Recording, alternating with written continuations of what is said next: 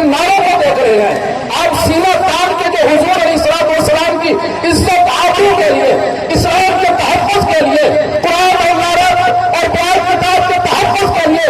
جب بھی میدان میں نکلتے ہیں، نکلتے یہاں پر ہے لیکن کفر کام کا وہاں پر ہے۔ آج اگر اعلان ہو جائے نہ ہی IMF کے پاس جانے کی ضرورت پڑے گی اور نہ ہی کسی سے قرض مانگنے کی ضرورت پڑے گی، نہ کسی کے سامنے بیٹھنے کی ضرورت پڑے گی۔